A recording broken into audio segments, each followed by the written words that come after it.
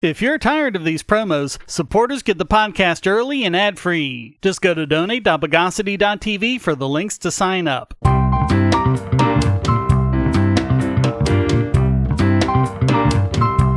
Welcome to the Bogosity Podcast for the week of June 5th, 2022.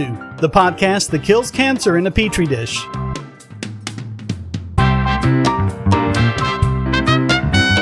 This is your host, Shane Killian. Let's rhapsodize the news of the bogus. We'll start off with another story about who benefits from the NATO expansion where, once again, the answer is defense contractors. Finland and Sweden have officially applied to join NATO, which would be an amazing benefit for Raytheon, Lockheed Martin, and Northrop Grumman. While the unrest Ukraine has been experiencing since 2014, and in particular this year since the Russian invasion, has been horrible for so many Ukrainians, especially ethnic Russians living in Ukraine, it's been a boon for those who profit from war. Before Putin's invasion, support for NATO in Finland was between 20 and 30%, as it had been for many years. Now, according to AEP, 70% want to join. The reason why is that Finland shares an 830-mile border with Russia. That's been a boon to them in the past, being able to trade with both Europe and Russia, but the sanctions in the wake of the invasion have made it so that Finland could either remain non-aligned, meaning it couldn't trade with Russia and was subject to many of those same sanctions, or join NATO. If that sounds to you like a criminal mob forcing a region to join its territory, you're not alone. But it does mean that Finland now has access to massive new defense spending, as well as new equipment like F-35 warplanes costing well over $100 million each, and pretty much the only place to get them is U.S. defense contractors. This sort of thing allows them to continue to profit for years. The spending is on new deliverables to replenish ones used by the U.S. The U.S. deploying 7,000 Raytheon Javelin missiles means that Raytheon automatically gets to sell replacements to the U.S. as they're made. And since they can produce a max of about 6,500 units in 12 months, that's more than another year of guaranteed profits. F-35s going to European militaries is an even bigger deal. In addition to the cost of the units, there's also ground support, spare parts, maintenance, and the lock-in factor. It pretty much commits Europe to American-made gear for decades.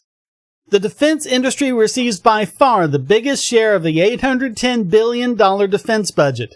In 1991, the last year of the Cold War, that was just under $300 billion. Defense spending is far greater than anything Putin or any other country on the planet could hope to achieve. These expansions are not necessary to keep Europe safe.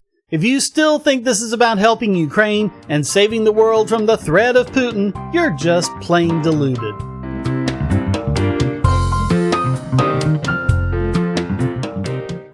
If you're looking for a way to support this channel, but you don't have any spare cash and you can't stand ads, you can do so by generating your own cryptocurrency. Use the links at the bottom of the description to follow the link to Odysee.com to listen to the podcast and see all of my YouTube videos as well. Just watching videos will produce cryptocurrency for the creator and yourself. And since Odysee is always monetized and never censored, you'll have no problem seeing all the videos from your favorite creators. You can also use the library credits you create at Odysee to tip creators and even purchase paid content. Earn library credits through various rewards, including daily view rewards and the number of shares and invites. And you can interact with creators in all sorts of ways, including like and dislike, comment, boost a post by supporting it, repost it, and share to other sites, all while earning crypto for the creator. Easily monetize yourself and your favorite creators using cryptocurrency, without advertising. Use the link below to visit this channel on Odysee.com and see many of your other favorites there as well.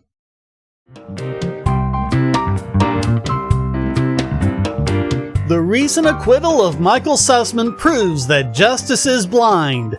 It couldn't see the clear evidence right in front of it. The charge of lying to federal investigators is one that's been a standard go-to for a long time, most notably when Martha Stewart was convicted of it, even though there wasn't the first bit of proof against her. Not to mention all of Trump's associates who were convicted of exactly this purely political prosecution, lying to federal investigators who had basically no evidence against them, and at least one, Michael Flynn, was objectively innocent. Here we have documentation, proof positive, that Sussman lied to the FBI, claiming to be independent when he really was working for the Hillary Clinton campaign. We now know through documents revealed through the course of this trial that, far from being the innocent observer Hillary pretended to be, the false Trump-Russia conspiracy theory was approved of and even directed by Clinton and her campaign. That's according to direct testimony from her campaign manager, Robbie Mook. Sussman's part involved the completely ridiculous Trump Alpha Bank conspiracy, which we debunked long ago and showed that all you need to debunk it is a basic understanding of how DNS works. Sussman provided that bogus information to the FBI, saying that he wasn't acting on behalf of any client, when the documented proof says that he was working with opposition research firm Fusion GPS to produce the claims on behalf of the Clinton campaign. Who was even billed for it? The FBI opened an investigation and closed it in short order, almost instantly realizing how stupid it was. But the very existence of the investigation was all that Hillary and the news media needed to make hay of it. See, here's how it goes. Hillary can't just claim it. The mainstream media has no cover to just say it.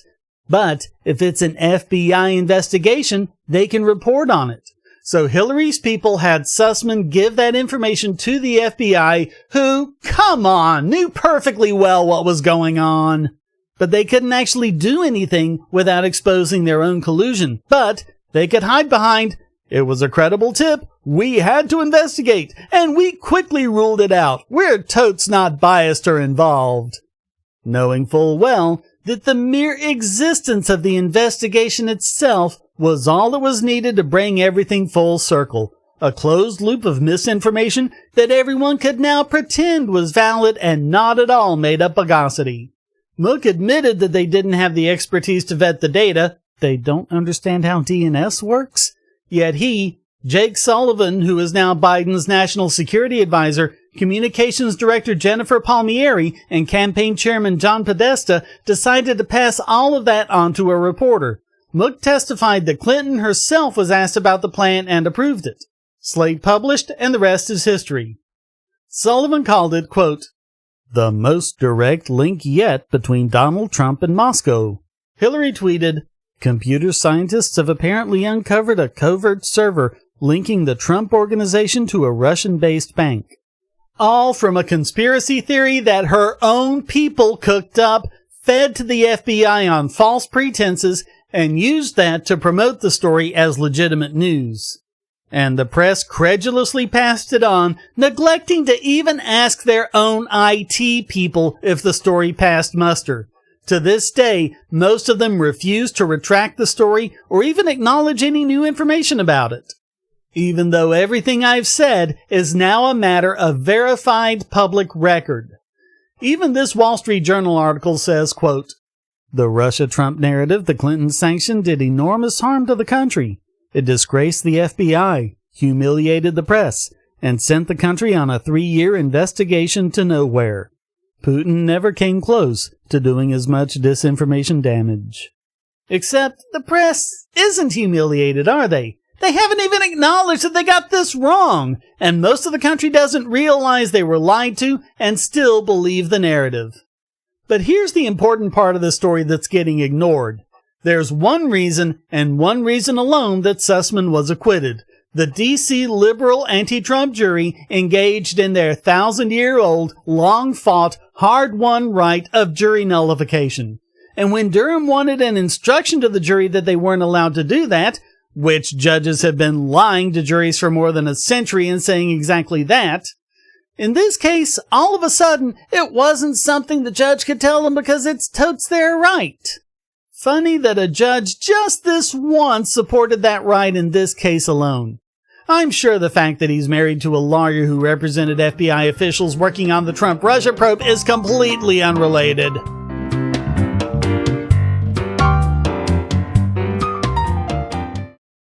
If you're on the Wi-Fi in a coffee shop or hotel, anyone on that network can get your traffic. Do you really trust all of those strangers? For that matter, do you really trust your ISP? A VPN can protect you from prying eyes, disguise your location, and even foil government censors. It's essential in this day and age, so go to vpn.bogosity.tv and you'll be taken to BoxPN. Starting at just $2.99 a month, you can get unlimited high-speed connections to VPN servers all over the world, and they don't log connections, so your privacy is assured. Traveling abroad, just VPN home, and don't worry about what those other governments are doing. Back at home, stop your ISP from traffic shaping and messing with the quality internet access you're paying good money for. You can connect from multiple machines at once, including your smartphone or tablet, and it supports all the secure standards, including OpenVPN and SSTP.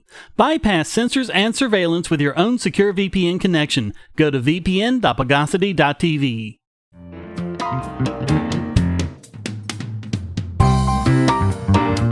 Hey, look, it turns out the Hunter Biden laptop story is still valid. And it turns out that, despite the screeching of Democrats for years, yes, it relates to his father, President Joe Biden. The laptop's hard drive contained a lot of Hunter's information, including the search history in his browser cache.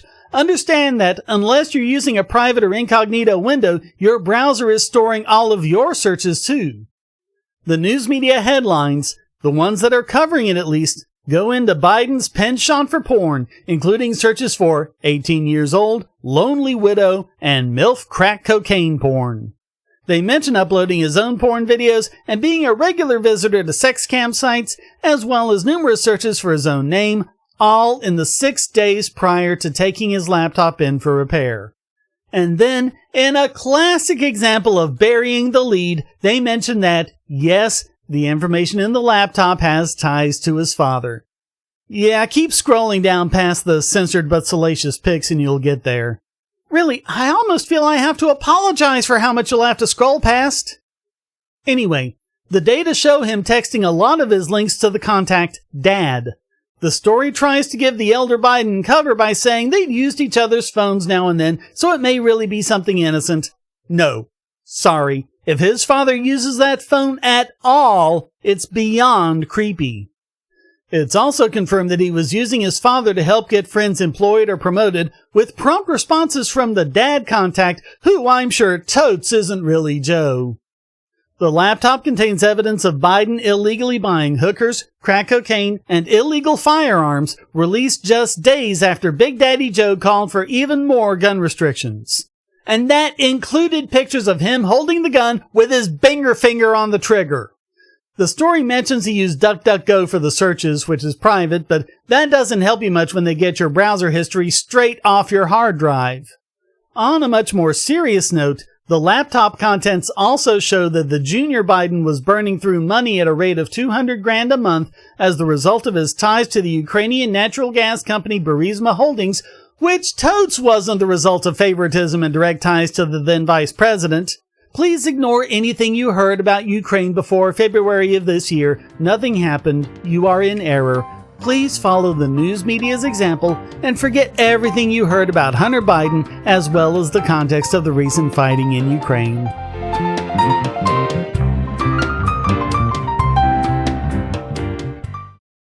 Do you have children, or nieces or nephews? Are you homeschooling, or just want to counter some of the socialist indoctrination most children get in school? If so, go to bogosity.tv/TuttleTwins, and you'll be taken to a website where you can get some great books for elementary-age children. The Tuttle Twins books are books about liberty and free market economics that include children's versions of Bastiat's The Law, Leonard Read's I, Pencil, and Hayek's The Road to Serfdom, as well as books about the Federal Reserve and how regulations protect business cronies. They'll learn about the harm caused by eminent domain, or regulations passed in the name of safety, and fundamental concepts of liberty. And as you can see from the sample pages on the website, they're all easy to read and nicely illustrated. They're just $9.99 a piece, or get a special discount as well as free bonuses when you purchase all 5. You can even buy in bulk to donate to schools and local libraries. So get the Tuttle Twins books at bogosity.tv/TuttleTwins.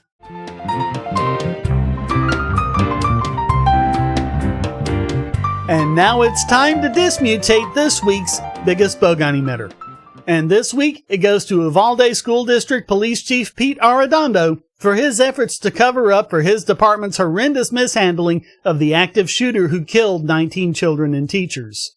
The police forces come under pressure after refusing to respond and engage the shooter, protecting the children they're sworn to protect, which Stephen McCraw, head of the Texas Department of Public Safety, said was, quote, the wrong decision. Arredondo has continued to refuse to respond to Texas Rangers in their investigation of the decision. In a statement, a DPS spokesperson said, quote, the Uvalde Police Department and Uvalde CISD Police have been cooperating with investigators. The chief of the Uvalde CISD Police provided an initial interview but has not responded to a request for a follow-up interview with the Texas Rangers that was made 2 days ago. By the way, if you or I did that, we'd be charged with failure to cooperate with an investigation. Authorities had waited in a school hallway for nearly 50 minutes before finally breaching the classroom door.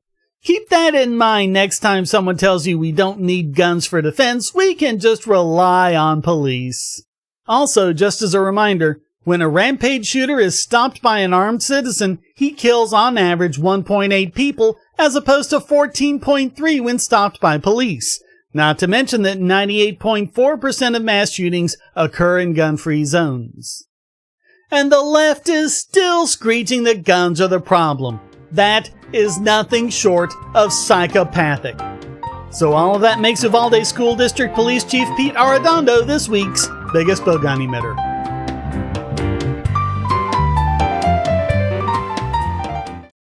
I want to tell you about the eyeglasses I've been wearing for years. As people can see on my videos, I have a very strong prescription, which makes glasses more expensive, especially when I need computer glasses, reading glasses, prescription sunglasses, and most expensively, progressive lenses for general everyday wear. To save money while still getting quality glasses, I get them from Firmoo. In fact, I just got a pair of progressives with high-index aspherical lenses and a nice pair of frames my wife loves for just over $100. It would have been $500 to get them through my eye doctor. Not only do they look good, the glasses are durable. I've worn many pairs for several years without problems. All orders come with a 30-day return policy, a 3-month warranty, and one-on-one customer service. Go to Firmoo, that's FIRMOO.Bogosity.tv anytime you need quality glasses at a low price. Once again, that's Firmoo.Bogosity.tv.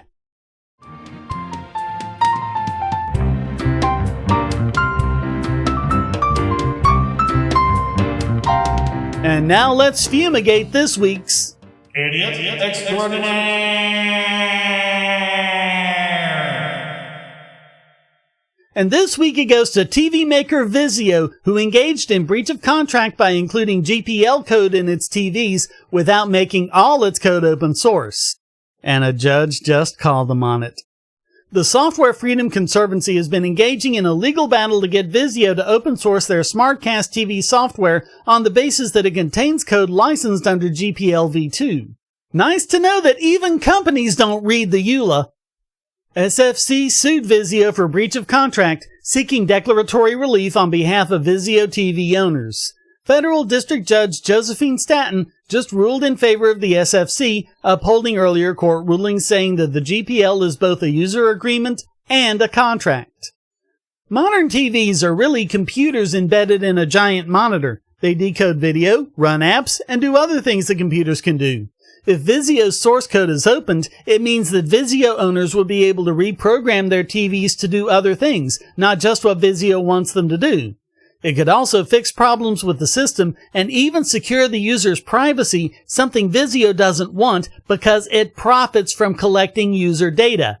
In fact, in 2017, they agreed to pay a $2.2 million settlement to the FTC on charges that it collected viewing data from 11 million TVs without the knowledge or consent of the owners. In addition to Vizio, the decision could affect many other IoT device makers that have leveraged open source components without living up to the terms of the licenses they agreed to. Also of note is the idea that a user agreement is a contract resulting in two-way obligations, something software makers have been fighting for decades. There's not much chance Vizio will actually release their source code, but it could at least be a boon for right to repair, allowing people to modify or repair their own devices. Stanton based her decision on the idea that the Copyright Act doesn't preempt a breach of contract. Quote, "There is an extra element to SFC's claims because SFC is asserting, as a third-party beneficiary of the GPL agreements, that it is entitled to receive source code under the terms of those agreements."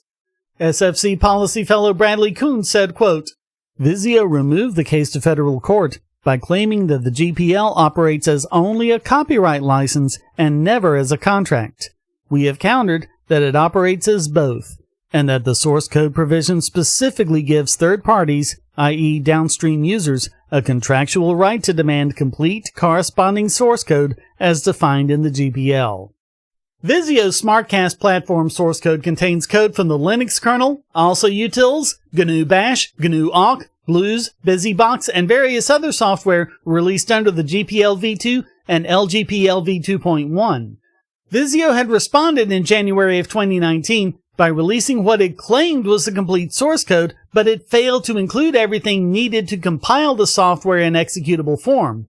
Section 3 of the GPL v2 reads in part, "For an executable work, complete source code means all the source code for all modules it contains, plus any associated interface definition files, plus the scripts used to control compilation and installation of the executable." They went back and forth for 2 years until the SFC finally filed suit in October of last year. They said in their complaint, quote, "Had Vizio produced the source code for the Linux kernel for the other SmartCast programs at issue and for the library linking programs as used on Vizio Smart TVs, a community of software developers would have had the opportunity to modify them to protect user privacy or improve accessibility. This remains true today, and this need for consumer privacy and accessibility will be even more important in the future as consumers become more integrated and dependent on computers and other interconnected smart devices for their daily lives." This isn't the final word, it just sends the case back to Superior Court, but it's an immense victory nonetheless, given that many companies are doing exactly what Vizio is, and they simply ignore requests for the source code. Vizio's latest 10Q filing with the SEC didn't specifically mention the lawsuit, but it did say, quote, "Some of our consumer devices contain open source software, and any failure to comply with the terms of one or more of these open source licenses could negatively affect our business." Time will tell what the stockholders will have to say about it. So all of that makes Vizio this week's Idiot Extraordinaire.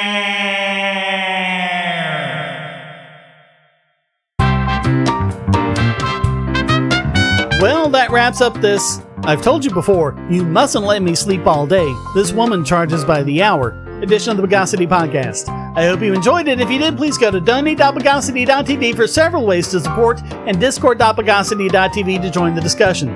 Subscribe at Patreon or Subscribestar, and you can listen early and ad-free. Thank you for listening. Until next time, here's a quote from Major General Smedley Butler. "But what does it profit the men who are killed? What does it profit their mothers and sisters, their wives and their sweethearts? What does it profit their children? What does it profit anyone except the very few to whom war means huge profits? Yes, and what does it profit the nation?"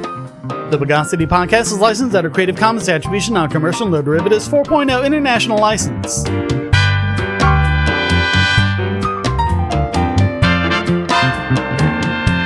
Bogosity.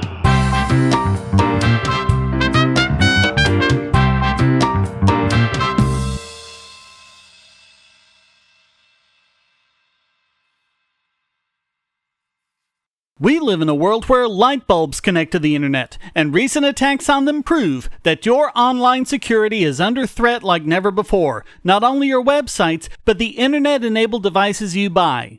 And the biggest problem is weak passwords. That's why you need LastPass. LastPass allows you to randomly generate strong, unique passwords on the web and on your internet-enabled devices, all protected by one master password.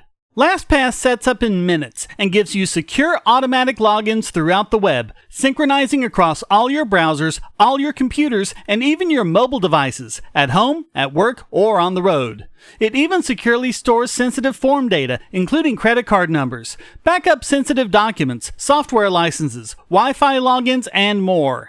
And with LastPass Premium, you can get these benefits on other applications, manage passwords for your entire family, and also get priority customer support. Sign up at password.bogosity.tv for a free month of LastPass Premium. Log in securely everywhere using the last password you'll ever have to remember. Go to password.bogosity.tv and get LastPass now.